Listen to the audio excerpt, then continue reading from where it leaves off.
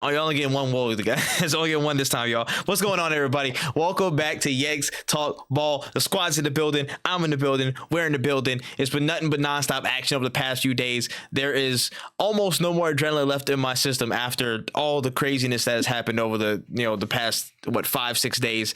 It's been literally action packed, bro, nonstop. Wall to wall, but yeah, it's good stuff. It's football, baby. It's the sport that we love, and yeah, we're back in the building. You know what I'm saying? Make sure you guys show us love to all of our social channels. Again, wherever we're playing, all audio podcast platforms, YouTube, again, Twitter, Instagram, TikTok, all that good stuff. Make sure you check us out. Yanks Talk Ball everywhere, and again, the full squad is off the bench and in the building. First and foremost, Adrian, he's in the building as well. What's going on, fam?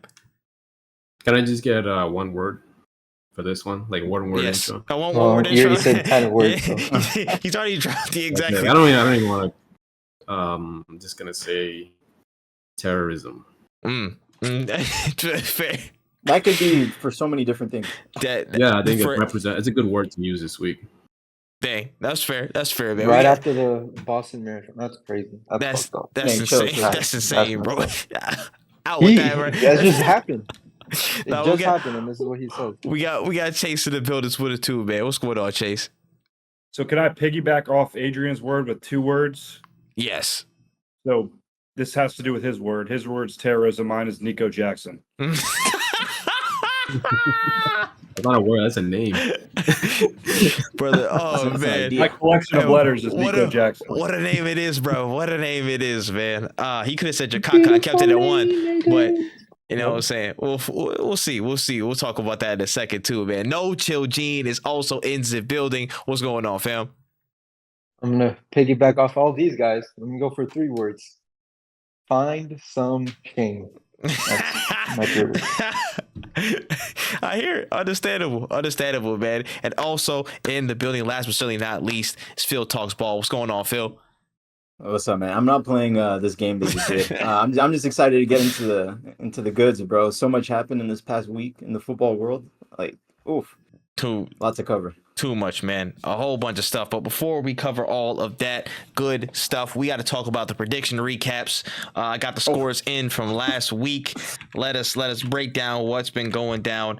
I already know I had a stinker. So let's run through the list. In last place, with 4 points. It was me. Wait, it wasn't me? No, Wow. It was a stinker of a week, bro. Absolute stinker of a week. Thought that was me. Disgusting. I'm gonna be able to mute Trey. Disgusting, bro. Hey, don't count your chickens yet. The leaderboard might look different. But again, 4th place was Phil. He had 8 points. Yeah, again. Wait, what were the 2 I got right? So you got the Liverpool result, result right, and then you got the Dortmund Atletico result right, I believe, right? I did? I don't think so. No, Yeah, Phil didn't predict. I think I predicted 1-1 draw in that game. Yeah, he didn't predict BVB to win. Yeah, I did not. Only Chase did. Oh. I'm pretty sure. Yeah, you're right. He did. Yeah, actually, you're right. I'm with you, brother. Come on. I was about to say, yeah. So you got it. No, actually, you're right. Thank you. That's my fault, bro. I was so doom and gloom about my scores. I was fucking up. I was about to say, so yeah, that's actually his score. We could switch that. All right, cool. Yeah, so that doesn't really move too much. In 3rd place, we have Adrian. Adrian is in 3rd. If Chase beats me because of the PSG shit, I'm gonna do a recount. No, I'm gonna do a recount, dude. Adrian, I think he had the only perfect result in this whole thing. No, I had a perfect result. Oh yeah, you might have had one as well. I'm not sure. I gotta look through. But yeah, Adrian had one perfect result, which is his only score, which is the Dortmund game. Oh no, the Bayern game. Sorry. Yeah, the Bayern game. Let me see. In 2nd place with 16. I'm gonna fight it. 16 points. That's not me. Chase. So the winner of this week is Gene with 18 points. I get to mute Trey or Phil. Gene got the Liverpool result perfect. He had again the Bayern PSG game he had points on. And yeah, those PSG are Barca game. yeah, those are what he got points on. Chase had the right team picked on every result except for the City game against Real Madrid. But he had 4 points elsewhere, so it's 16 points across the gap. Very respectable performance. Respectable performance. You got, you know what I'm saying? Yeah, Gotta applaud that. I'll give it to him, even though he doesn't deserve 4 of those. Yeah. But whatever. At least I got first place. I don't mind it. Game. Yeah. Game's a game. No, because I didn't get my points when I said Bayern were gonna win, but they were gonna get out through Lazio. Those 4 points I never got, but it's okay. I'm first place. I don't care. Nah, he'll take it. Gene is And on just the for board. the viewers to know, since I got first place and off our predictions from last week, either Trey or Phil can get muted by me since they both tied for last. We're at the mercy of the mute this week. God have mercy on my soul. That's some bullshit, bro. I don't know where it's gonna pop up because I have lots to say on several different topics. So he's gonna have a hot. He's gonna have a hot. But let's get into it, man. Let's go through this week as chronologically as possible. We're gonna cover of course the biggest shit. We're gonna try and keep it in line with how the last week progressed. Let's start with the Champions League, ladies and gentlemen. Let's start with the quarterfinals, possibly some of the most exciting quarterfinals that we've ever had. And unfortunately, that was the last quarterfinals of this format after it changes. Well, actually, no, knockouts will be the same next year, but the group stage will be changing. But after that format's all wild. This quarterfinals was insane. I don't even know where we should even start. We should start the biggest fish to fry, y'all. We should start at City Madrid. You want to start in chronological order? So PSG, Barca. That was. We could talk about casting the ghost, Kylian Mbappe. With 2 goals. Oh my, those fake. Yeah, let's go with that one. So yeah. All right, so we're gonna start Barca PSG. Yeah, we're going chronologically. Yeah. Chronologically. All right, cool. So we'll start Barca PSG in the Camp Nou. Barca 1, PSG 4. the Ousmane Dembele revenge game, dropping hellfire. Ronald McDonald Araujo, bro. This clown show. Just it's. What did you guys think of that red card? Are we all in agreement it was a red? Yeah, I think it was a clear every time. His own players said that. Gundogan just threw him under the bus. I think there's enough to justify it being a red. I think there's enough there for a red personally. He's a 1-on-1 with the keeper. You took him out. It's a red card. That's there's an regardless there. If you touched him, you anything doesn't matter how bad the foul was. Last man. It's going to be a clear. Yeah. Last and regardless man, of the intent too. I mean, the effect is you both ended up on the floor in a clear foul. I mean, I even believe the Ramos one against Neymar in 2016, where he just accidentally clipped his heels just by running next to him. I still think that's even a red, even though there's clearly no intent with that. It's the result. There's still the is impact, yeah. As the last and this one player out. Araujo 1 is pulling him. Number 2, he hits his legs and trips him up. It's just it's 2 and 1. It's terrible. No, on top of that, he didn't need to foul him because who did he foul? Which player was it? Which player did he foul? Was it Barcola? He had a better game than Mbappe. Yeah. If you look at the replay, I think Barcola had a heavy touch that was going to I think the keeper was going to get the ball. And even then, you're up 1-0. Quarterfinals early on to the game. You could take that goal. You guys are up 1 goal. You have a 2-goal advantage. You have a 2-goal advantage, and there's also no guarantee he's going to score. I mean, you have one of the best keepers in the world in the net. That's where you should be trusting him to at least try and stop that 1-on-1. So easily one of the worst IQ plays we've seen in this Champions League. I think the reason he felt so desperate to win it back is because he gave it away. It was his bad pass that led to that. He probably lost his head in the moment. Yeah. Well, he just saw red. He literally cost him the entire time. And he's prone to doing that. I ain't gonna lie. He got a rash tackle him. He got an over aggressive moment in him, bro. That's tough to see. But a red card changing the fate against Barca in the Champions League feels good to me. I don't know about y'all. I feel great about it. At least it wasn't to bring up some nonsense from 20 years ago. Hey, man. But they'll get mad for it. Wonder why people pick on them so much. Yep. But no. Any sympathy for Xavi and his rants after the game? No. That's the worst thing. Who complains about the ref when he made the best decisions? And that's crazy. And that's crazy to me. I'm like.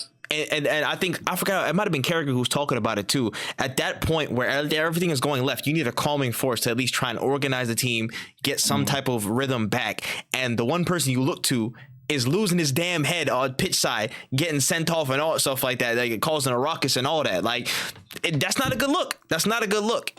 No matter how. That to Carlo Ancelotti, like just the embodiment of calm. There could be a meteorite hitting the pitch. You know what I'm saying? In 10 seconds, he's gonna raise the eyebrow and just keep walking his way, bro. He's gonna keep like it. He's just gonna keep it calm. Like it was very much out of pocket. Xavi didn't need to do any of that, especially when his team were down and they needed to get organized. They needed to keep a calm head. That was the 100% wrong thing to do. And again, regardless of if it was like, oh, it's not this, is like, it was the correct call. That's the worst part. It's like, who like, you know what I'm saying? Is like, first you didn't review the footage yourself. Like, you're watching in the moment and you just believe and then you go crazy. I mean, someone else got a red in the bench too, right? I think the guy was second in command. And it wasn't a second in command. It was another coach. Yeah. Complete head loss from Barca in that game. Just, they had everything to go through and they just pooped the bed. Plain and simple. It's sad because they were the better team. 11-11, they were better than PSG. They were gonna go through, I think, pretty cleanly. It was kind of set up. PSG had probably started that match the second leg better than Barcelona, even though they went a goal down.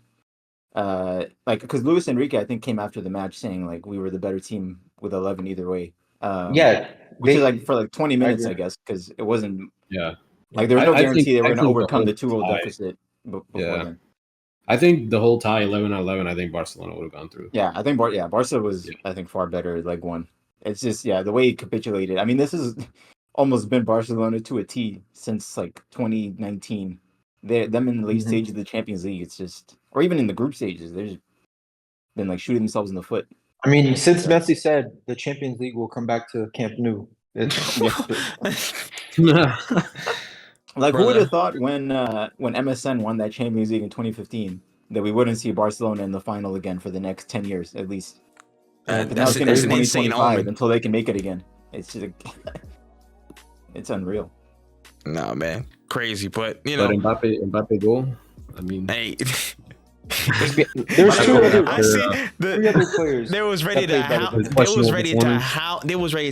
Mbappe till that GA came in, bro. He had to get the bankables. He had to get the insurance policy real quick before they got it. It's crazy how it works, though. Isn't it crazy how it works? Like he could do nothing. Like, it's not just him, but any player just does nothing the whole game, gets a goal. I'm not gonna say that his goal was easy because it was not an easy finish. It wasn't the hardest finish either, but it was not like it was a tap in. But it's funny how it just changes everything now. He scored, okay, we're in the clear. Yeah, scoring is the most important part of the game. So, like, it's a big deal when you can score, regardless of how you play. I mean, like, admittedly, you don't want it to be a habit that you play like garbage, but score. And I think it's with Mbappe, it's more so the exception than the norm. Like, I'd be surprised if you play like that again in the semis. Yeah. I agree.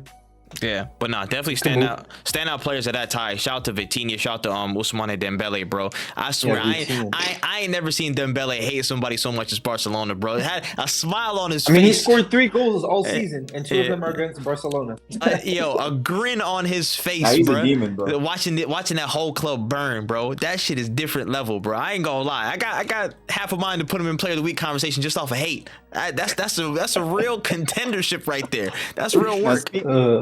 Speaking of hate, man, that club in Madrid that a lot of us hate so much. The way they imploded on that same day. Simeone, bro. Correa couldn't help you, brother. Correa couldn't help you, man. We go to the Signal Iduna, man. Just look at it. Wonderful times, bro. Dortmund, absolute world-class performance on against Atletico Madrid. They go through. It was 4-2. Was the final score. And listen, I remember we said last episode, and we were talking about. I was like, yo, if Dortmund of like the last 15-20 minutes of the first tie show up, they can put some damage in, and they can actually have a real fighting chance of getting through to the next round. And they were on job. I think they had only like spells of trouble was again when Correa came on. And I feel like really gave them some problems. I think. Yeah, was really giving them some problems. Yeah. But outside of that, Dortmund bossed it, man. Dortmund bossed it. That was dead though. If we get to watch either of these, like, what's the worst? PSG and Mbappe running around in the final, or Dortmund, who's been shit all year, and now they're going to scam their way to a final? Definitely PSG is worse. PSG in the final. At least football will win. Dortmund is scam nothing in the final. UCL, I would love it. Trash. They've had. I mean, I guess they've been bad in the league. They've been bad in the Yeah. Bundesliga, but in the Champions League, they've had a great season. They were in the same group as PSG, in the group of death, and Hey, they can we won address the the group. elephant in the room? Right, they won the group. Yeah. Look, Jadon let's Sancho's preface this. in a I'm prefacing Champions League now semifinal. that He's been playing like crap. German teams in the league might not be the same as them in the Champions League. It might just be slightly different. I don't know. Just Could this just be season. me. Like, it's, Yeah. You want to get out in front of that one, Fred? Hey, it's out there, bro. No, I love it though, man. Like, I would love for Dortmund to get a sneaky Champions League, like Yeah, in then this lose season of all seasons. 5-0 in the final to Real Madrid. Like, Royce.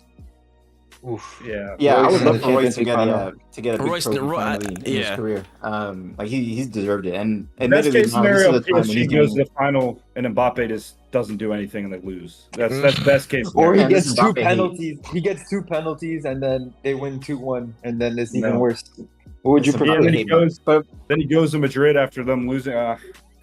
on Dortmund though, can we give a shout out to Sabitzer? Like that second leg was the Sabitzer show, which is just Bro, it's crazy. 'Cause cooking. that guy at Man Never made United. me not a player. Yeah, when he was there on loan, he looked he looked like a duck out of water, bro. He looked so lost.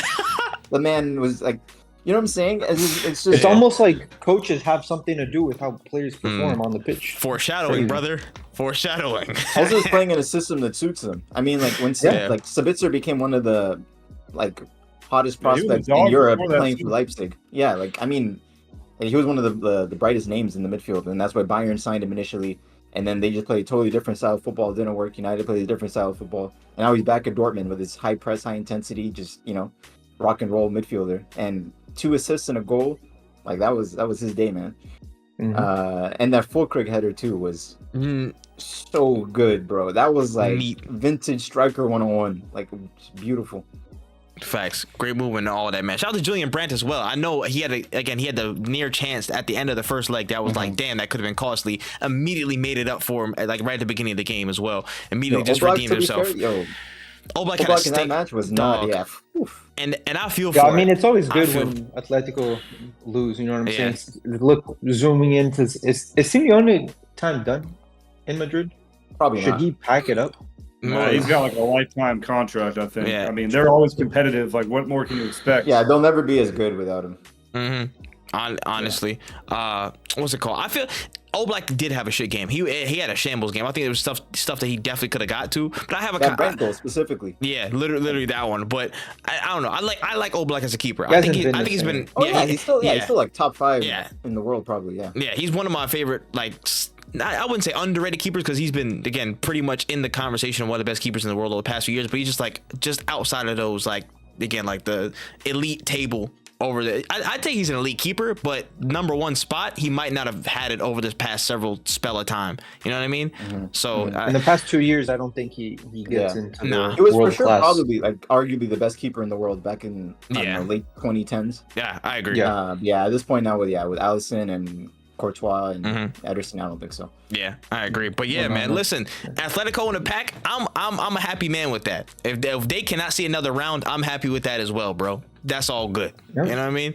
So We all are. man. Quickly, is Simeone gonna stay at Atletico next season? Like, does anybody know anything about that? Or Gene No, just no, asked that, no, bro. no. But you should get kicked out of the podcast. I literally Gene just said that definitely did ask that. 60 seconds ago. Was it even 60 seconds ago? I didn't Nah, hear you. that's- No, there's a lot of chatter going on. I'm sorry. That was the main chatter. Yeah. It's just Simeone's time to go. That's a tough look. Yeah. Oh shit. Oh my Yeah, god. that's tough, man. What's That's on tough. that second screen, Adrian? Oh man. Hey I yo. want to know. Hey I do not want to know. Yo, that's when you need the hands up, bro. Yeah, Yeah. facts. Jazz hands. Insane, but this is funny. oh man, we can slide on to the next game. Well, we'll rip the band-aid off, man. At the Allianz Arena, it was Bayern 1, Arsenal 0. Our unfortunate exit, man. The trolls and roaches were out for the downfalls, but Roaches. it is what it is. It is what it is, man. It was. It You was. still got It was that blank tough. check for West Ham? Huh? Send them some more money? Yes, but for a different occasion. And Ben White, that closeout. Ben White, that closeout. Oh my! Is it the quarterfinals or is it He hates preseason football, in the we know USA? It was Ben White, Martinelli, Tomiyasu. Nobody was closing out. I'm not gonna lie.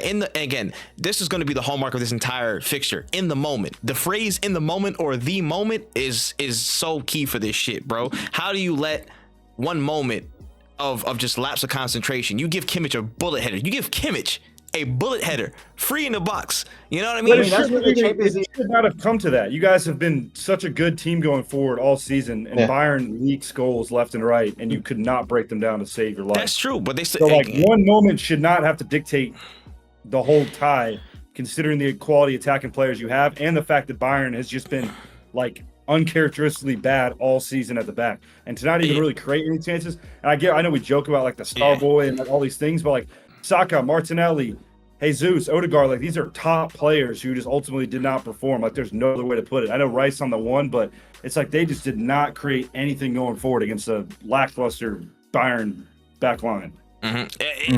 It was a lack of endeavor. In my opinion, it was just a lack of endeavor. That second leg was so disappointing. Like just that lack of drive and like, no urgency. Nobody wanted to at least figure it out. You know, I don't know what I don't know what the mix is. You know what I mean? Again, I said this on Twitter a few days ago, like right after the tie. Last season, it's like we were too hot. We were too vertical. We wanted to, you know what I'm saying, play forward all the time, play vertical, try and find the goals and you know, do things that'll play quicker, but we got opened up a lot quicker towards the business end of the season. Like things, we gassed out of energy after our man-to-man pressing and stuff like that, and we got found out in terms of our system. Things happened with our defense, and we conceded a lot quicker. This season, I think we're too cold. We have the system. We have the stuff that we've established out of possession, blah, blah, blah, our structure defensively, but once we get into our attacking phases, sometimes just people just don't want to show the balls to either make a move, make a riskier pass, make something happen. And I feel like this too cold, this conservative style in the moment is what's really, really not getting us over the line. You got to take those chances in the moment. You got to seize those points. You know what I mean? Again, in cup competition, especially the Champions League, this shit, tactics and all that shit is gonna cancel this shit out. If nothing else has been proven over this season so far, is that tactics can only get you so far in this cup competition. You need to have individuals and you need to have moments. Individuals who seize those moments. Yeah, you need the one thing. You need talent. You need like Arsenal doesn't have. You need someone to make something out of nothing. I agree. And that's what didn't happen at all. I completely agree. 100% agree. And that's why the video I put on my separate shit, I was like, we're not ready for the moment yet. And that's been the question that's always been on my mind for like 2 years now, literally since August of 2022 when I first started talking about it. Do we have star power? Do we have the person that's gonna say, fuck it, I'm gonna take something and I'm gonna make a moment happen. I'm gonna pull something out of nowhere. The closest thing that we have is literally Trossard. The closest person that we have at this point is literally Trossard. Trying to play that quick free kick on the last play of the game. That free kick I'm not even mad at the I'm not mad at the free kick because that might have come to something. The corner that was shameful. The corner was shameful. They didn't even beat the first man. That was shameful. The last kick of the Champions League. It was, but man, the man was nervous. That free kick was close to the goal, bro. Imagine Messi. Would he take that? You know what I'm saying? Obviously, Messi's one of a kind. But there's so many good free Benny Blanco's two-step out. Yeah. He could have pulled a quick one. Benny Blanco's 2 steps off, so I'm not mad if he's trying to make that play. But again, what did what did Ben White do last season on a 1-on-1? Like, you know what I'm saying? He kicked it straight to the keeper. Nah, that's true. That's true. But you can't negate it? The chance of trying to do it again. I'm not gonna shy away from doing it again. It wasn't a bad idea. It was just the moment that he did it was just completely wrong. The execution, I think, was off. But again, I think the corner was way more egregious in my opinion because I'm like, bro, you got to at least put that shit into the like. Somewhere close, bro. Somewhere close. But again, credit, man. Tuchel is a tactful terrorist, bro. He knows how to make game plans that can hurt you. Again, credit to Kimmich, bro. I will give Kimmich his love all day. Both ties, he was near perfect. They called me crazy when they said him over Ben White. Dog, what can Kimmich is definitely a better player than Ben White. We were doing this on current form. Going into and look what happened on current form. Huh? Hey, Adrian, give me a high five, bro.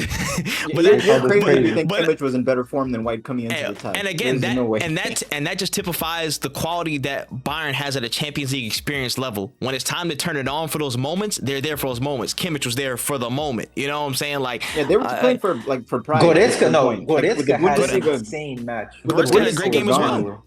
With the Bundesliga gone, Bayern was playing for pride. Yeah, like, I think that was their whole season. They heard the whole world talking about them as cannon fodder for Arsenal and that RIP Bayern thing. And Yeah, when pray a for team with Bayern. that many world-class players, with a Champions League winning manager, like really has their pride on the line, they can put in a couple performances like that. Like, we'll see if it continues against Madrid and potentially a final. Yeah. But Yeah, at least for 2 matches, they can pull off performances like that. Yeah. And they have way better chance of getting into the finals against Madrid than against City. You know what I'm saying? They both, depending what the tactics is going into the game, Yeah. you know, we could see them in the finals. I wouldn't count them out. I agree. I wouldn't count them out at all. Again, Part of me they hopes that they still have the Taliban doesn't pedigree. park the bus against them. So you might. Hey, why do you 5 at the back. why do you I want wanna Real Madrid to lose? I guess we can go into that match right now. No, I never said I want them to lose. I'm just saying maybe if they played against 11 players in the box, it might be nice to watch. I don't know. Dang, nice to watch for him, bro. He wants frustration. He wants pure frustration. Before we move on, though, Yeah, I want to go get ahead. into that game quick. But this is why people shit on the Premier League and English players. We go the whole year saying, what, Saka world class, right? Top 2 in his position, and then something like that happens. Ben White. Who is we, though? Dennis Don't we White. lead our I mean, Arsenal a lot of players. I mean, a lot of fans do. I won't say us specifically. You know what I mean? yeah. You're saying people weren't calling I Saka world class that weren't Arsenal fans. But it's just I don't take what Arsenal a lot of Arsenal fans say seriously. But I'm not like, saying Arsenal truthfully, a lot of them fans. are I'm delusional. saying No, other football football. in Some general, football people have English said that footballers. before, but I still hold that these players are very, very good players. I think Saka's a world class but player. not I think world-class. I think Yeah, I Saka's a agree world he's class elite. player. I agree he's elite. I don't take it, but I don't think think Saka is world class yet. I think that word is that term is thrown about a bit. I too easy. don't know. It depends on what you say. World class, elite. I don't know. I put elite over world class because it's like literally few. Like, you've got to win a big trophy first before you can be world class, right? Or at least like I would drag agree, your yeah. team to a trophy and they don't win it and it's not your fault. Like, I don't think Saka world class is either of those one or things. two in your position. For me, elite. Okay. A lot of players could be elite and just Okay, not so you be flipped on it. that Okay, world-class level. I have my Yeah. definitions flipped in that case. Then, all right, cool. That's fair. That's fair to know. But I just know what typifies them. This group that again went there. We're just missing that little bit of maturity and that little bit of endeavor. That's it. I don't think this is a catastrophe or anything like that. I think it just shows what we're missing. We're missing that little bit of quality to get to that next stage. A little bit of individual like stardust to get us to that next area. We'll be fine. But this Good is why I campaign. said it's important for you guys to go deep into Carabao, FA Cup to prepare you for cup situations like this. And that's why agree. I was like Arteta, he should be doing at least focus on one or the other. One he could do whatever, but Yeah, just because then you can't just go Champions League and then out of every cup. Like it's gonna be tough to. I You know agree, what I'm saying? it looks off. And again, there's a bunch of stuff that we have to address. We can get on that with another game and stuff like that. But Arsenal, we're not going nowhere. But again, just the moments got the better of us. That's all I can say on that. Yeah. No, it's pretty respectable too. I think quarterfinal loss to Bayern Munich was not an embarrassing result. It's okay. Nah. Like, I know the performance was disappointing. If you look at the big picture, it's okay for Arteta. It's you know, not for the embarrassing. club. Yeah, But it's not at all, embarrassing when you know? they say pray for Bayern. Oh, yeah. And Yeah. then Yeah, no, I that's For agree those with that. embarrassing people, part for of those it. people, it absolutely is. For those people, it absolutely is. I ain't gonna Yeah, lie. I'm just looking big picture. It's definitely like a step forward. You know, first 100%. season back in the Champions League. Yeah, We weren't even mean, here. You know what I mean? They could have been. They could have been where United. They could have been fourth place. That's embarrassing. You know what I'm saying? No, losing in the quarterfinals. Yeah, I forget United was in the Champions League. But yeah, Fourth place, brother. we can hold on Manchester United for a second. Let's talk about Manchester City and Real Madrid. After going to a 1-1 draw, people was knackered Football all wins. over the place, man. Penalty shootout. And Real Madrid arises victorious, man, in that whole shootout. How do y'all feel, bro? How'd y'all feel about how the game went? Well, Man City's been playing the card the whole time. Like, we played better football. We just got unlucky. That's all I hear. Even Pep has gone and said that. Is that not true though? Okay, but it's that Real Madrid's proven. Why time didn't they like say this that's- against Chelsea? That's the difference between Real Madrid. They just and played Man Chelsea. They just played Chelsea. No, They, I didn't hear never said we Roger played better coming out. against Chelsea. I never That's what said I'm we saying. probably Why should have didn't lost that game. Talk about the Real Madrid. Why didn't game. Rodgers? Why didn't Talk about Rodgers Real come Madrid. out? Okay, yeah, fair. I'm just saying. Real Madrid, you could. It doesn't You're matter. so loser. But it doesn't They're matter being sore what losers. players are on the field. Like, that badge and like just Real Madrid. Like, I don't understand. I mean, I kind of get it, but it's like it's just something bigger than whoever is playing. And ultimately, like Man City, like that's the difference between a Real Madrid and Manchester City. And City can sit there and say they played, great football and all that. That's fine. But ultimately, Real Madrid's moving on and City's not.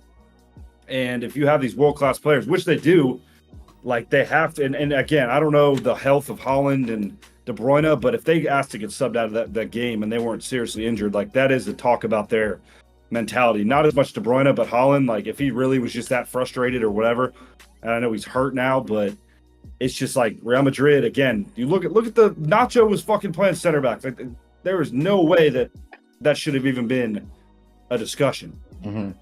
Yeah, for sure.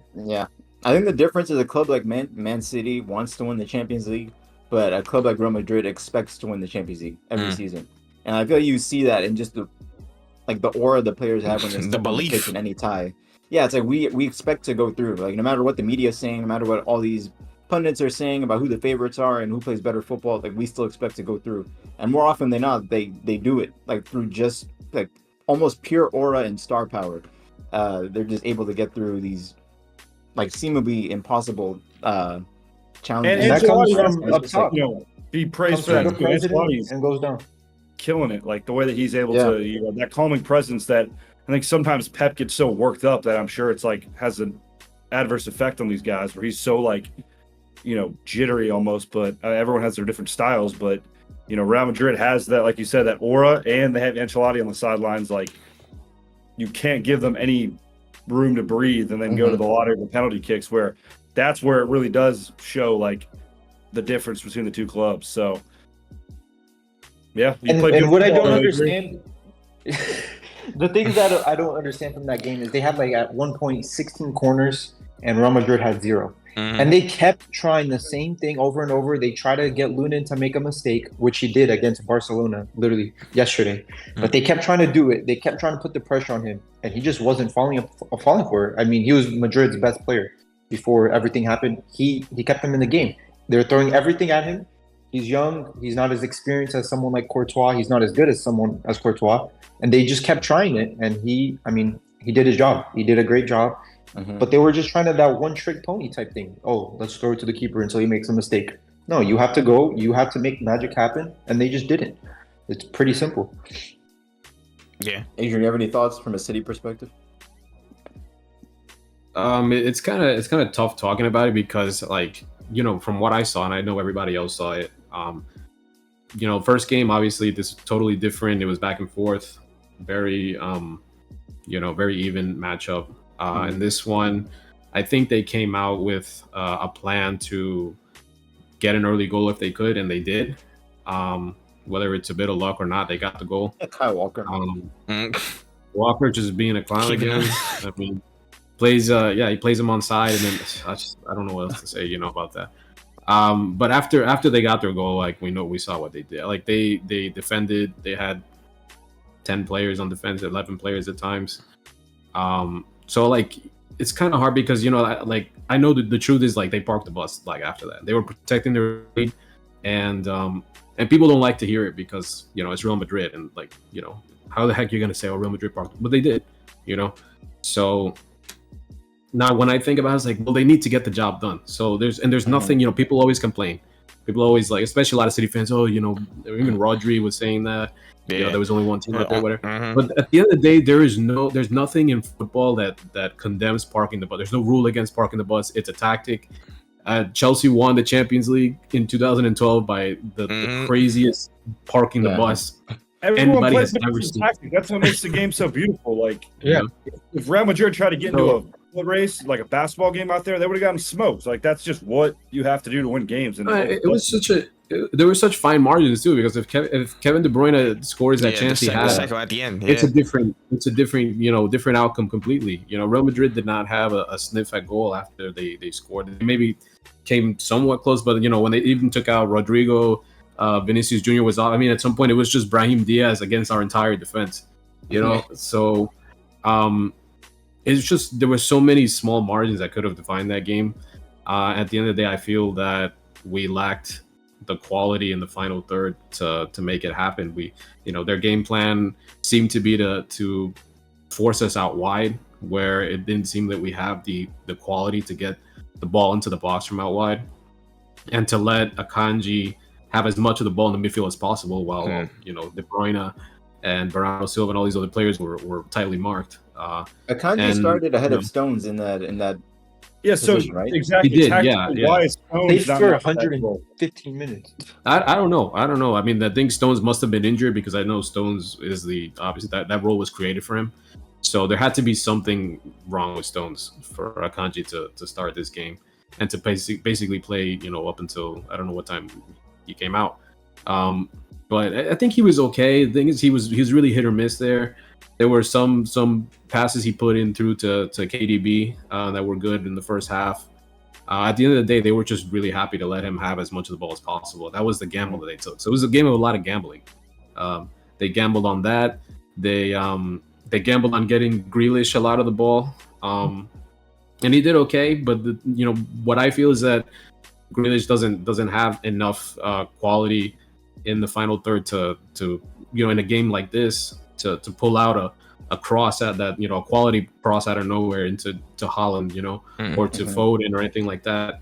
And there were times where he got the ball, and maybe a player like, just a more direct player. Think of like a shoulder like a shimmy, or shoulder like shimmy, a shoulder Leao. shimmy, pass back. Yeah. There was just there was one where I was thinking that one where Haaland played him through, and maybe he wasn't completely clear through on goal, but it was just the lack of like intensity, the conviction in that position that another player like that is more direct would have to just think, okay, I have an angle here, let me shoot it on my left foot, and maybe I don't score, but maybe I force the keeper into a save, maybe I hit the post and we get a rebound, whatever it is. It's just there was no he did do that, but it was just too late. Like the angle was gone by the time. So I'm just saying in general, like Doku was that kind of X factor that you saw, like it just caused chaos when he was out there, which is nice that City has that option, but I just feel like you could have gone to it sooner or tactically done something. Like that's what you needed. Like he just kind of threw a wrench in everything. And sometimes it does feel like, I know we kind of clown Haaland, but I think everyone knows that he's not some crazy, hold up, drop back like a Kane or something and play from that. Like we know what he is, but it didn't really even seem like at times they were even like you have a 6'4" fucking freak of an athlete in the box. Like just put one in. What's the worst that can happen? They crossed it a bunch. But not as much as they had 18 corners. Out of the 18 corners, they didn't play a short at all. We crossed the ball like 45 times in this game. I think our average. It was insane. Our average game, we put about 16 crosses into the box. So like it kind of shows how uncomfortable we were with the setup. Yeah, with the way they jammed up the middle when you had Camavinga, Valverde, all these players in the middle. And Cruz marking KDB all the time. It just showed how uncomfortable we were getting the ball out wide, and just thinking this is not our game. And Haaland is getting bullied by Rudiger. Yeah, Haaland isn't even like he doesn't score that many headers. He scores a couple of easy ones, but he's not he's not like Klose when it comes to headers. He's not like an expert. We saw Foden being forced out wide. He was kind of rather ineffective. Sometimes he came into the middle, but. It's kind of he had whether a worse game KDB or Foden.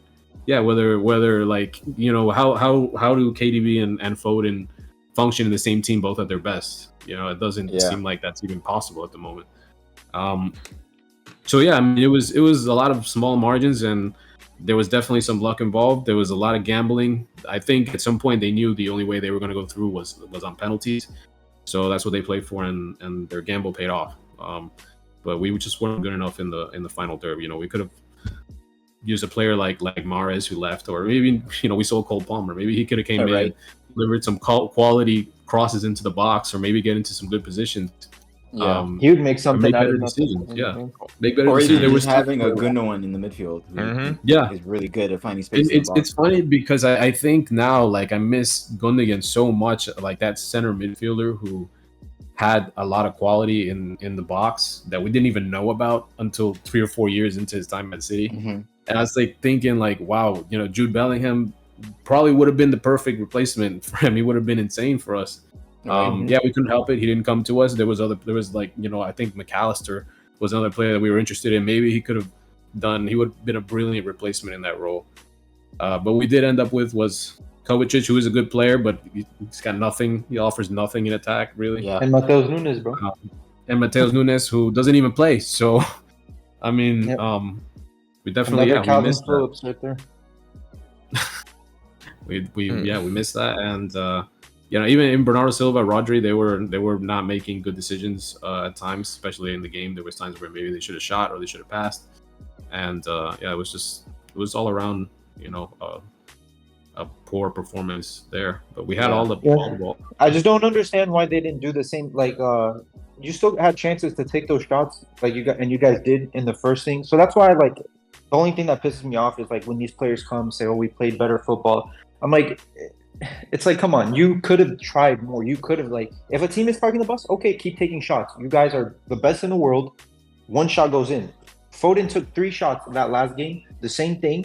One of them went in. You know what I'm saying? Like, it's bound to happen. You just gotta try it. They just I don't think they were. Point. And like even our goal came out of like luck. It's Doku, he dribbles and puts a cross in, and it comes off for us. It comes off Rudiger. De Bruyne is there to score.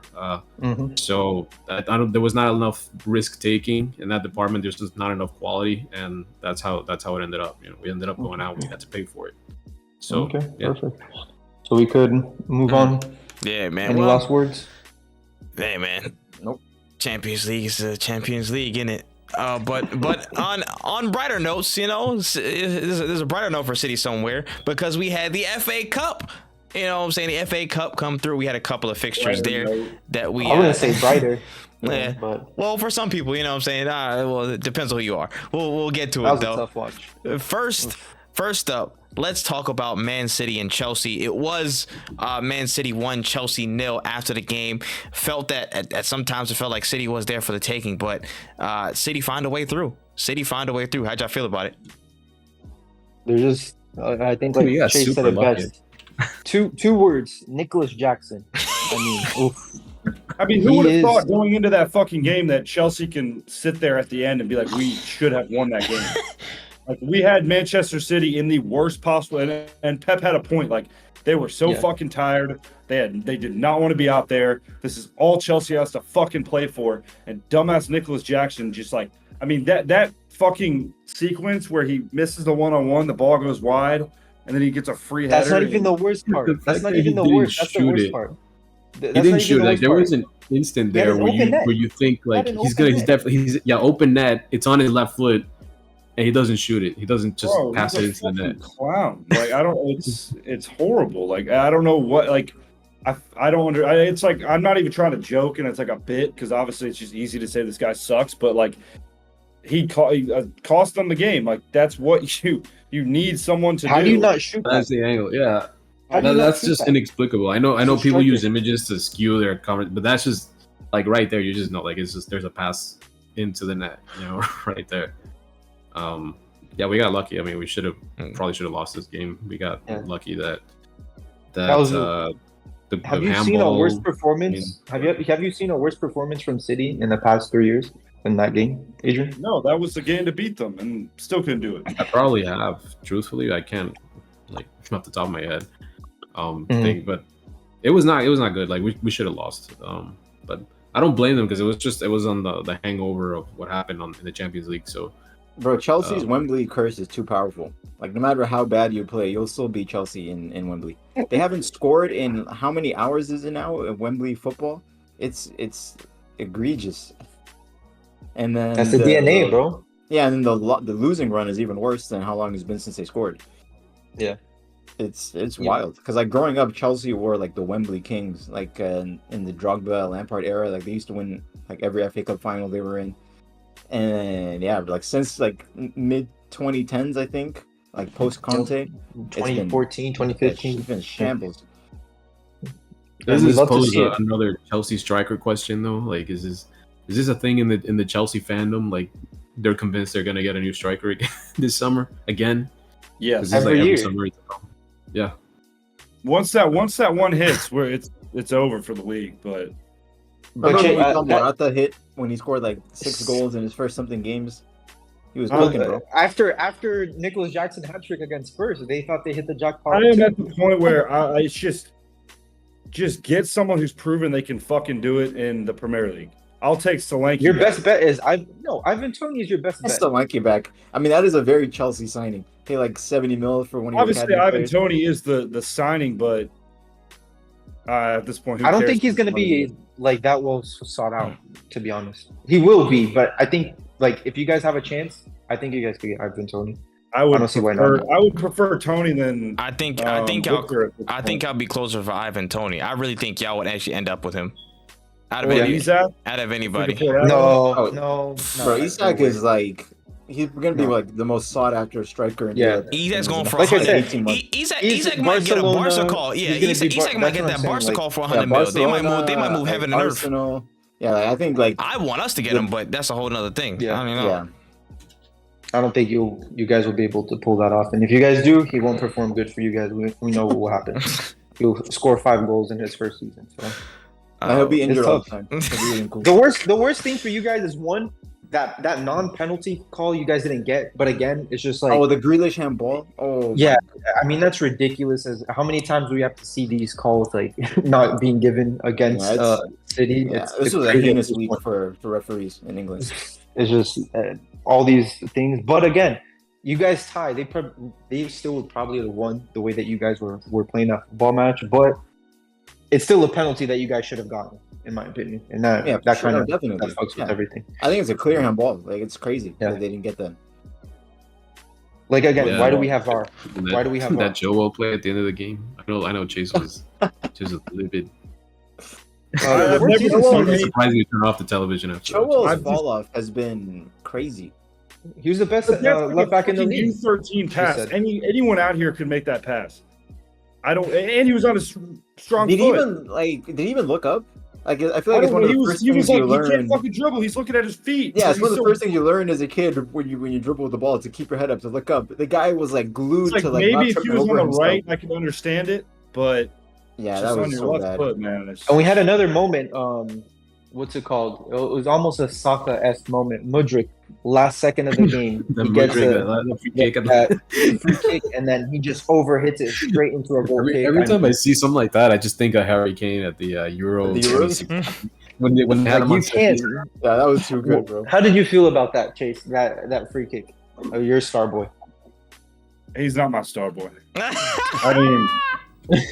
Yo, Mudryk free kick or Saka corner? That's crazy. Mudryk free kick. I can't really blame him. Like he has such that's insane. He just wants to be the hero. It just takes one moment. Because if that moment goes right, maybe the floodgates open. He turns into, You've been saying that, bro. He had that moment for Ukraine. He took Ukraine to the Euros. You know what I'm saying? And then he just performs like that. Like he's done stuff where he is the hero. It just doesn't open the floodgates that you think it will open. You know what I'm saying? He needs time, and it's pretty simple. He's not the finished product. Like I don't want to get into it, but Caicedo, I texted. I said this may be the worst collection of touches I have ever seen on a pitch. Like Caicedo bricks. Like I mean, Gusto and Cole Palmer are your best players by far, in my opinion. I mean, I don't think you guys. The balance of Enzo and Caicedo just doesn't work. Like Enzo and Caicedo cannot play together. Yeah, Poch is not made of it. Yeah, like I said, we don't know. I don't know what the future holds for Chelsea, other than if they could get some experienced player. If you guys could get some type of experience into your team, just to, make things fuse. But until then, I don't know. Like Kovacic, maybe. Jorginho. Yeah. Spitballing. Hey, you can take Kovacic back if you want. Damn. I'm about to say 55 million. Yo, I would have had to take a penalty. Your star boy tucked out. Not his fault. I can't believe we skimmed through the Bernardo Silva penalty though. We forgot to even mention it. That's okay. Did you see the video of Kepa? At least Casemiro put power, bro. The keeper had This guy just held him. That's crazy. Nah, that's insane. I didn't see the video of Kepa Chase. I don't know. No, Kepa, there's a video of him telling the keeper before, he's going to go down the middle because he did the same thing against Kepa in the shootout last year. Well, let's be honest. It's just a video of Kepa talking to him. It's not like he says. I'm going to believe Silva. You know what I'm saying? Yeah, no. There wasn't even lip reading. It was just a picture of him talking to him before, and they just assumed. Me though, because it cut to the penalty, and then it cut to that one. Yeah. You're right. You want to move on to the next FA Cup match? Yeah, you guys fucking have anything else to say? Scumbags. That's all I have to say about that game. We're in a Man. team. I'm just gonna say I cannot believe we're in the final of the FA Cup again. I mean, That's what crazy. we've never had a Manchester derby before last year, and now we have back-to-back like derbies like for the FA Cup final. No It's one's crazy. gonna want to watch City. But harass United. what an awe-inspiring story. You know what I'm saying? United fighting against the elements. Every element that has them winning the game. They're fighting against those elements. They want to lose as much as possible, bro. They want to make it as difficult as possible. Make my grind harder. And Coventry. No, I understand. I understand. At the first, I was kind of upset, but then I understood. Like, we haven't had a penalty shootout with this team, so we wanted to experience just in case we go So you gotta get the against City game and it has sense to in. be a Yeah. penalty shootout. You get, yeah. So I understood, but again, I mean, you're up 3-0. You get tied 3-3. You should have lost 4-3 to a championship team, mid-table championship team. I mean, I thought I was watching Luton Town, going up 3-0 against a team and then Right. just bottling the league. That's what I thought of. That was like, it's just. I mean, that is also just Crazy. United this season. Also, like the Wolves game. I mean, like, But and usually what 3-0. happens, they find a way to come back and win, like they did again against Yeah. Coventry City. But it's like, man, how did you feel about VAR scrapping that goal in the 100? I feel like the same. minute, Listen, I don't want to hear it from anyone else because I've said it the whole year. No. That should always be given. Like it should be a They goal. can't do it I've based said it. on the It's moment. bullshit. Like if he's offside, if we're gonna have the technology, if he's offside, he's offside. It sucks. Yes, but you I can't be agree. I agree subjective. with that. Yes, I agree with that. But that's what I'm saying. Everyone's being selective because it's Manchester United, and it would have been a magical moment. But I've been saying it all year No. that if a guy's a little bit offside, give the goal. You know what I'm saying? Like Then it's you can't have bullshit. VAR. That's what it has to be. You I'm can't not- like No, say, oh, there yeah. should be a change. I'm in not being selective at all. I think it was the absolute right call. I think that was the Yeah, I right mean, call. You it is what it is. listen. That's what VAR is there for. That was actually a right Well, I mean, application. yeah, as it's bad as I objectively the right wanted call. to. No, Yes. it's the rule. I just don't think that Yeah. should be the rule for Yeah, offside. that's what I'm It saying too. fucking Like, how do we sucks feel that that's about the that rule. being part Oh. of the game? Like That I don't like think a that's body the rule. adjustment. Yeah, the last man, like the anytime your team scores a last minute winner in the World Cup final, in a playoff final, in a regular league game, you can't celebrate. You have to wait in this like agony of suspense, waiting for the VAR to review anything. Listen, It doesn't have to be offside. It could be like some Yeah. shirt pull that happened 2 minutes earlier. all I It's- know it kills is every big moment. all I Yeah, can I say don't know, is man. it's tough, but it also confirms that Garnacho was offside. So Ten Hag can shut the fuck up. Stop talking about it, bro. Give it up. That's not what you guys are Yo, saying. count bro. on Trey to bring up Arsenal in any conversation. Nah. cares. Blame Ten Hag. He brought us up understand what first. Trey He said, brought man. us up first. But listen, I have a bunch of your fans making videos. This guy put the dramatic music in the background. He did this whole fuck. Moments like this is why football is coming to an end. Oh, And then he puts the video. He has the music in the background. Blah blah blah blah. Like an Arsenal fan doing all this.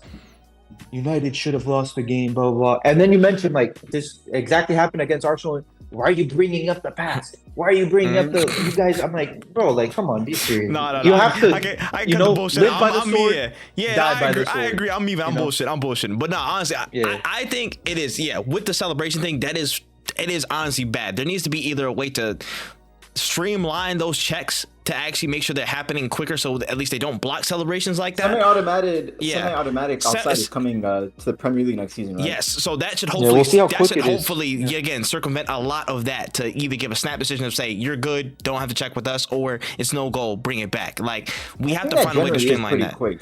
Yeah, what other leagues I have? have seen some things in the Champions League sometimes where it just takes really long for some reason. Mhm. So I don't know Yeah. exactly how the tech works, but in theory, you would assume it should be a much quicker decision. But it still doesn't get rid of that. You know, your team scored a last minute winner, and you're not celebrating yet. You're just waiting Yeah. to see if it gets And it's called back because for of some reason. a 1 inch offside. It's like Yeah. it's tough, bro. Like I said, I think the offside rule should be changed. Not anything extreme, but it was created for one reason, and it wasn't. So there's a guy cherry picking, and that's just not what it is anymore. It just takes away so much from the game. But again, the defense should have something to go in their favor. It's tough. I think it should be reviewed though, because it takes something away like this because of literally this much. It's tough. Yeah, it's tough. I That mean, is you would tough. also feel terrible if your team lost. Based Yeah, on offside that, like yeah, that. based on that. So it's just what are we more okay having? Yeah. Yeah. You know, I don't know if they're gonna. I don't know if they're gonna alter the like what's the body orientation, what constitutes offside. I don't know if they're gonna change that again either, because I know there was talks from FIFA and shit like that about what's gonna be. Wenger said something about he wants like a daylight offside, daylight rule. Mm-hmm. So if there's any daylight between the attacker and the defender, then it should be offside. Otherwise, just consider it on, which would be a huge, like that would change the game. That's a huge advantage to the attackers. Yeah. I mean, it would just make football funner to watch. And again, the but reason so is, defend. I mean, it is. But again, is that really defending? Oh, offside? Like, is that defending? Defending is getting the ball and not letting them score. You know what I'm saying? It's the whole part of modern football with having your high line to press high up the pitch. Like, I agree. But they had the high line. What before that rule? They were the people in the not before offside, but even as soon as it implemented before VAR that could check. People will play literally at the halfway line. It's like it's not something that just happened now. No, but you would trust the referee, the assistant referee, to catch it. But like this would literally change the rules. So even if the assistant referee sees he's ahead of him, he's like, no, there's not daylight though, so he's not going to put his flag up. I don't think that's gone any further than Arsene Wenger suggesting it though. I don't think people actually considered it.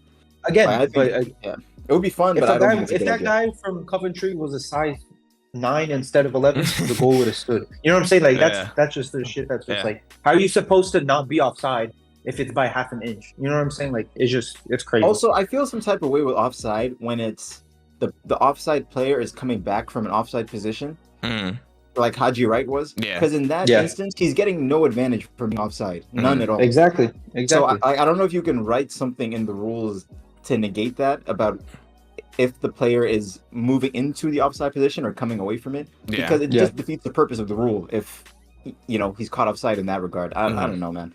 It's like the higher. I think it's something that needs to be touched. Yeah, in the regulating, like in FIFA, need to be talking about what we're gonna do with the future offsides. That's even like VAR is here to stay, So we have to figure out how we're gonna solve that.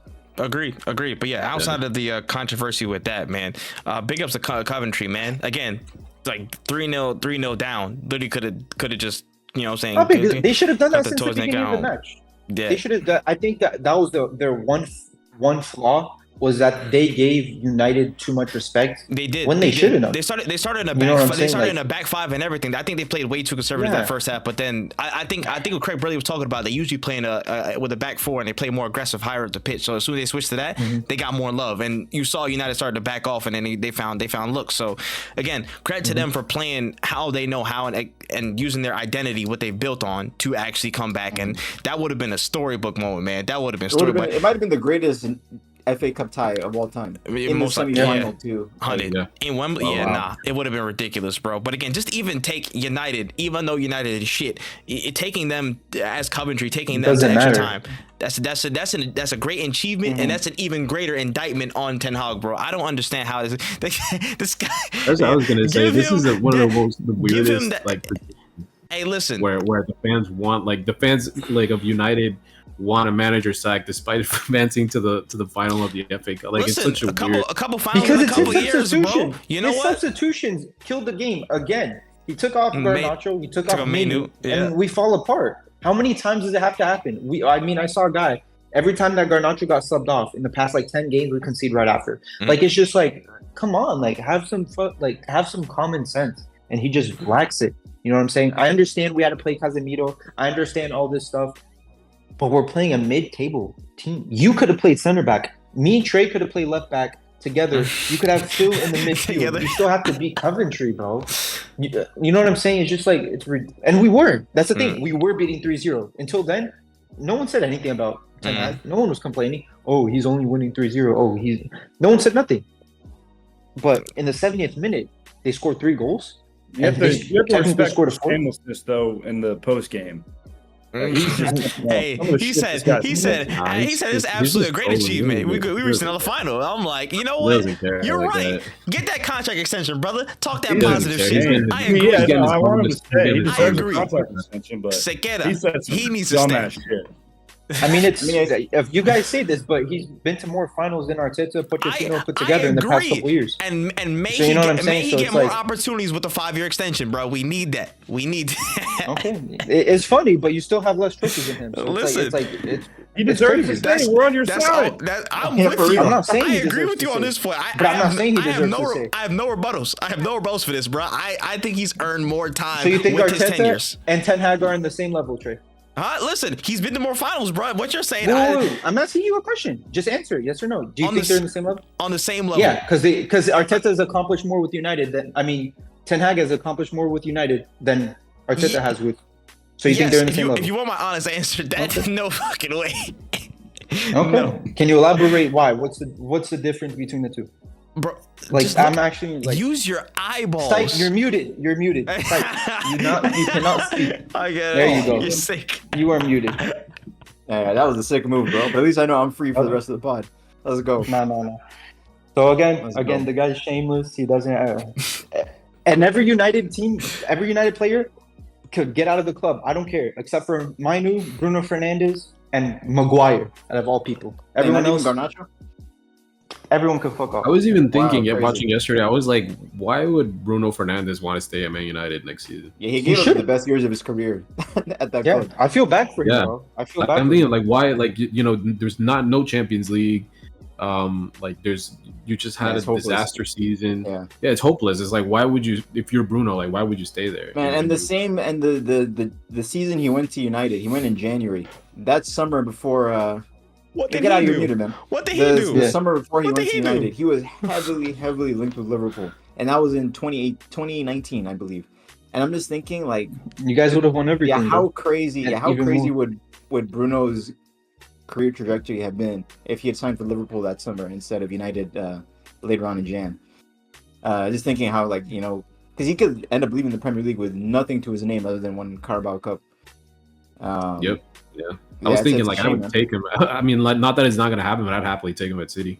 I doubt United are going to sell him to us. Yeah, at this point, his chances of going to Liverpool or City. Is possible? I'd love to have him at City. I wouldn't blame any of these players. Højlund, Garnacho, them all leaving next season. Like, it's just, that team is, and Harry Maguire, again, this guy is the only player trying. He's running from fucking all the way back, running the whole pitch. Almost scored a freaking curler from, like, no angle. It's like, he's trying. He's putting everything into it. You know what I'm saying? And just, like, 1v is just, like, same thing. It's, like, nonchalant type. You know what I'm saying? It's just, like, it's tough to watch these players every week. Onana, that second shot, the deflection goal, he was looking at the ball for it felt like 2 minutes up in the air like this, and he just waited for it to go in. Like, he genuinely thought the ball was going out, and it just went in, and he just looked like a fool. You know what I'm saying? It's all these things. It's just like, it's just so annoying. Dalot tries, but he's just not good enough. It's tough, bro. It's just they just should revamp the whole thing. Really, that's what I see from it. I can't. And in this final, like, now that City don't have a trouble on the line or anything, no matter what happens, I'm going to be feasting, man. I think it's just a win-win for the neutral. No, for sure. It should be a good time. The only person that could lose in that final is City, because everyone expects United to lose. So the only real losers that can come out of it is City, which but if United gets smashed though, like, you'll still be livid. Like, you won't. Like, you guys. We lost 7-0 to you guys. What is another 5-0? If you have like a 4-0 FA Cup final to Man City, that will be like it'll be the immortalized as like one of the greatest shames in United history.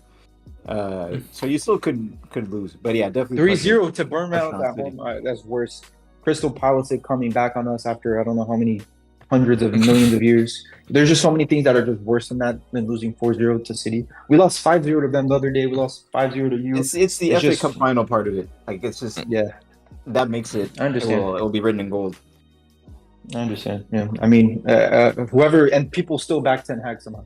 So I really don't understand. I've been seeing a good amount of United fans that don't think he should be sacked. Like, they think the player should be cleared out first before they do anything else. I think I saw. I don't think he's fully to blame. By the way, you know how I feel about the Glazers. It's not like who did we sign in January. Yeah. You know what I'm saying? Like, we needed players. Who did we sign? You know what I'm saying? It's just like, but he's just by the way that he acts and how he does it. Why doesn't he say, "Hey, Fuck the Glazers. You speak out. If you're not speaking out and you're not taking any Bro, accountability, that's how you lose your job, like Thomas Tuchel coming out here calling out your that's better though. That's better. At least he's not at Chelsea. Imagine if he was at Chelsea right now. He's in the semifinals of the Champions League at least. So if you got to do what you got to do, and Ten Hag is not doing it, he's not taking any accountability. So that's what. Why should he still be with us? All right, I think Trey's unmuted now. Yeah, he could talk now. All right, but if he says anything about it, he's gonna read me. I was gonna say, no, never mind. I'm gonna, oh man, we can move on to the next stuff though. That was the FA Cup review. We can just move on to the rest of the Prem stuff. Wolverhampton Wanderers 0, Arsenal 2. Quick business got back on track. All I have to say is this could have been a point where we would have crumbled last season, and you know what I'm saying, things could have been 1-2 punch and we could have had another blip in form, and we didn't. We got the job done, did what we had to do. Declan Rice, I ain't never seen that man. He looked so tired, but this man hit like 3 different gears at the end of the match. Looked like he was trying to tackle and stop and start everything. Like he was really good. But yeah, we keep pressure, man. We keep pressure. We keep moving, bro. There could be a chance for City to drop points, and we're making a good account of ourselves for the rest of the season. That's all I gotta say, bro. Proud of that performance. Just gotta get ready for what's happening tomorrow. Mm-hmm. That's it. That was a really important away win. Like they had to do it. Yeah. And tomorrow should be an easy game. No Cole Palmer, Chelsea. I mean, there's no excuses there for you guys, in my opinion. There was no excuses otherwise, but I still don't trust City. It's not. I mean, Chelsea. It's not going to be. I don't think it's going to be the easiest game. Yeah, but without Cole Palmer though, you guys should be scoring. It should be an easy win. It's at the Emirates, right? It's at the Emirates. It's at the Emirates. All signs point to it being an easier game, but they're going to play up and they're going to have a nasty mid block, and that's a dirty word to Arsenal this season. So it's not going to be the easiest thing. But Chelsea's been playing well recently too. Yeah, I think they're gonna have enough energy and the athleticism to get at us. It's just weathering the storm. You know what I'm saying? To a certain extent, I'm confident that we're gonna have our chances and we're gonna get. I think we'll get through, but it's not gonna be an easy game considering how energized Chelsea are in general. Well, if you guys drop any type of points to them, it's dead. It's dead. Everything is dead. 100%. Yeah. But with this, and then again the North London derby at the weekend, this is super. This is crunch time. This is it. Oh, those are when you play United, and then we play United after. We play United second to last, like May 12th? so it's still a month or something. Yeah, we have Bournemouth before y'all. I think Bournemouth or something Bournemouth at home before you guys. Mm-hmm. Yeah. So we got time. We got a gap in between there. It was a good win for you guys. Yeah. Like I said, shout out to Trossard. Good goal. Business handled, and facts. That's what I see from shout out Anne Hathaway, bro. I didn't know she was an Arsenal fan, bro. Shout out me at Thermopolis.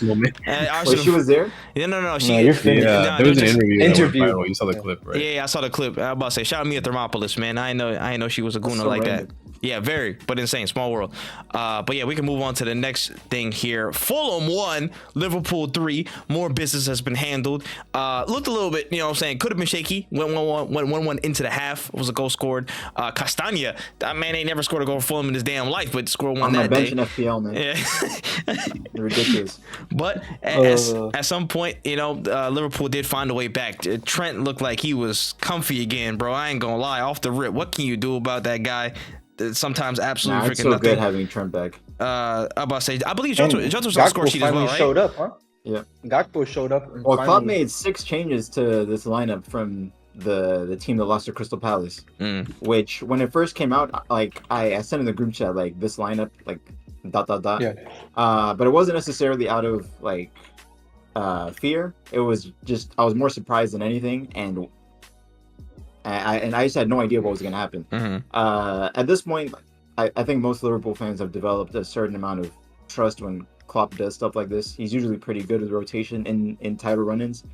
But I think this was a record for the most changes Klopp had made in back-to-back, like from one Premier League match to another. Mm-hmm. And it was big names too. It was Salah, no Nunez, no McAllister, no Szoboszlai. Big names in your Nunez. This might have been like the I mean, I can't even get into that. Yeah, this might be like the second or third time that Gravenberch even started a Premier League game. I feel like he hasn't started many. Is it? I thought he might have started more than that. Maybe you're right. Yeah. I think he's not started very many at all. I know one of the ones he started was at the Emirates as stinker. But anyway, yeah, it was good seeing Gakpo being able to start on the left wing. He's in these past 3 weeks or so, he's been getting more chances to play specifically on the left wing, whether on the from way the bench better. or starting, and he's just so much more comfortable there. He's looked really sharp now. Now with that low cut and the beard he's growing out, like he looks like a different beast. It's good. Like my biggest criticism of Gakpo has always been that he plays too nice. He doesn't come with much intensity when he gets on the pitch. He doesn't look like he really, has conviction with anything that he's doing. But he's just doing things a lot quicker now. He still has a bad habit, I think, of holding onto the ball too long, sometimes when he's carrying. But he just looks a lot sharper now, a lot hungrier now, and I think that's exactly what we need going into this run-in. And also Gravenberch, man, the amount of hate that guy has been getting in his debut season, to me, is ridiculous. Like, people have such short, just from people in the media, like, I don't know, idiots online. Yeah. Like, if you just think, I just don't think he's played as much for like. Yeah, he hasn't really gotten a lot of chances, and he scored. This is like his 4th goal of the season, which is basically on par with what any Liverpool midfielder ever does in a club season, let alone a 21-year-old, new league, new country, and I don't think you could ask for much more than what he's done. He's had a few really poor games, like I said, the one at the Emirates, but I mean that's maybe your hardest or second hardest game that you're gonna have all season long. So the changes actually did made a really big difference because I almost forgot what winning felt like. These past 2 weeks have been a disaster at Liverpool, but they looked really sharp. So much so that when Fulham equalized, I wasn't that concerned because I was satisfied with how they played in the first half. I thought we played really well. And you had that bench to come on against Fulham too. Speaking of that bench, though, once those guys came on, we looked like Liverpool the past 2 weeks, man. Like, we used to have the same nonsense. They saw, trampoline touch every time the ball gets to him, and then Nunez shooting into the side netting.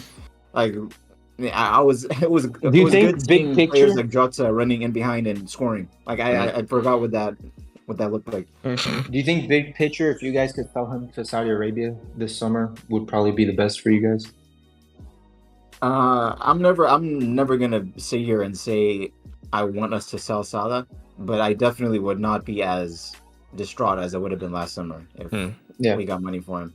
He's just, I still think his weird stuff right now is because of injury and just lack of form, but he's also gonna be 30. He's 32 this year.